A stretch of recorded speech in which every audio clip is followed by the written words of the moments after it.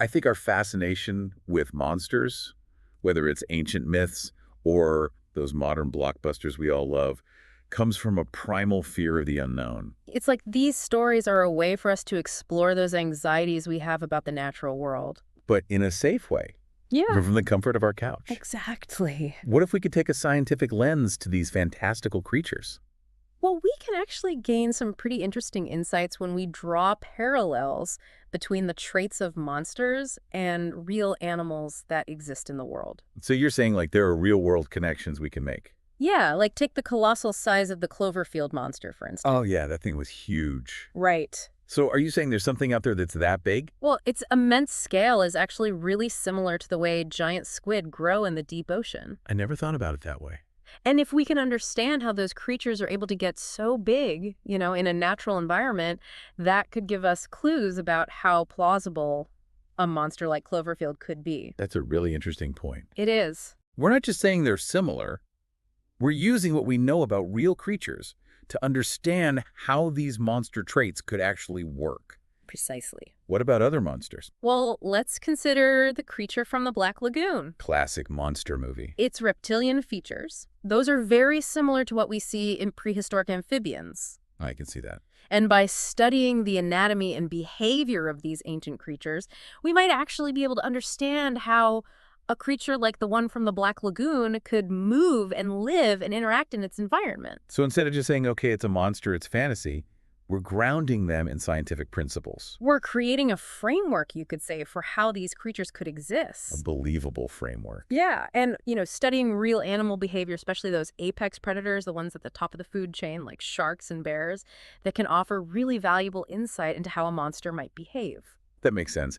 But how does this knowledge of theoretical monster behavior actually help us? I mean, are we really going to run into a Godzilla on the way to work? Well, a Godzilla encounter is probably pretty unlikely, I'll admit.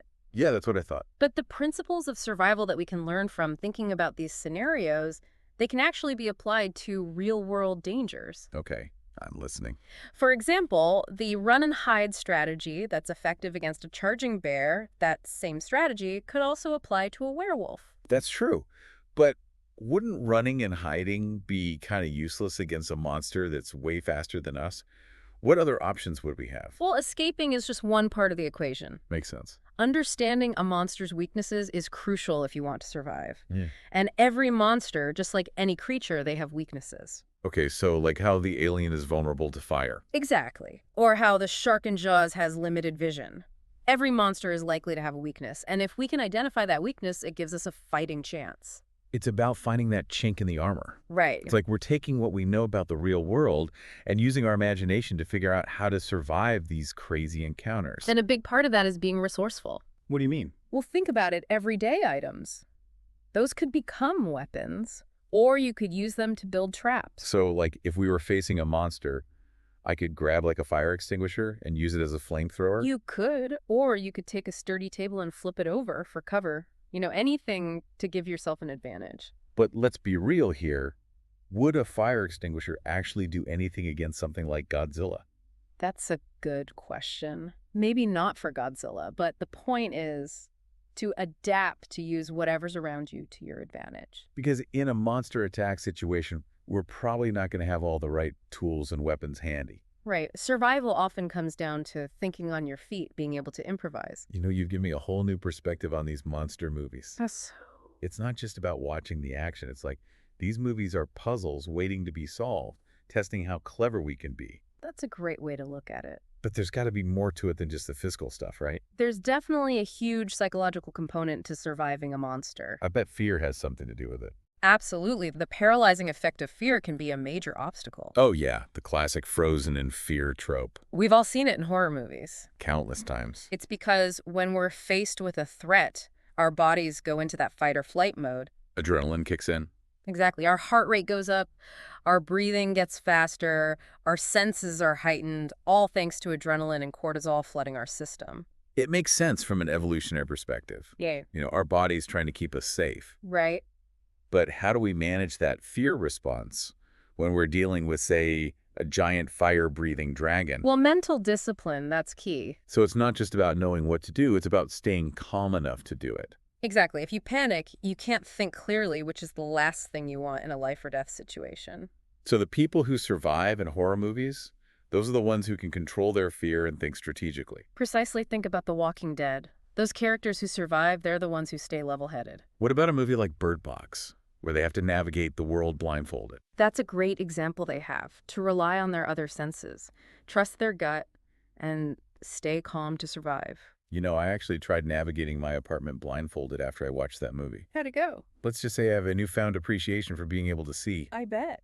But it's interesting how these fictional situations with monsters and all that, they actually highlight skills that are important for real-life threats, too. Exactly. Preparedness, resourcefulness, and mental toughness, Yeah. those are valuable no matter what you're facing. It really is amazing how we can learn these valuable lessons about real-life challenges from made-up stories about monsters. And mastering that mental game of facing fear, it's not just about surviving imaginary creatures either. No, I guess it applies to all kinds of things. These skills, they directly connect to real-life threats, like think about natural disasters. Or accidents. Exactly. Or even just an unexpected encounter with a wild animal. You never know what you might run into out there.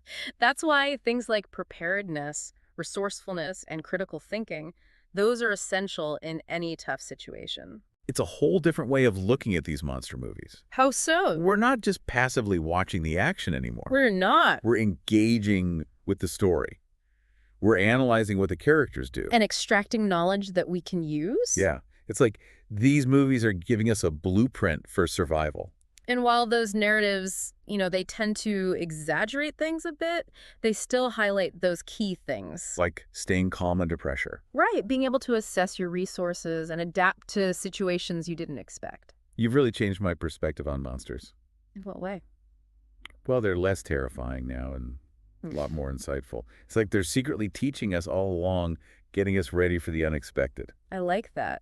So tell me this, if you were face to face with a real-life monster, what everyday item would you use to defend yourself? That's a tough one, but I think I'd grab my trusty cast iron skillet. A skillet. It's heavy, it's durable. Yeah. Could use it to whack something or even just as a shield. And it's readily available. Plus, I always know right where to find it. What about you? What would you choose?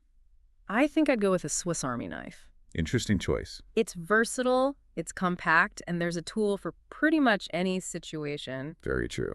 And of course, let's not forget the corkscrew, just in case a little celebration is in order after surviving that monster encounter. A toast to preparedness, to being resourceful, and to conquering those fears, whether they're real or just in our imaginations. Well said. Until next time, everyone remember knowledge is power. Yeah. And who knows, a little monster lore might just save the day.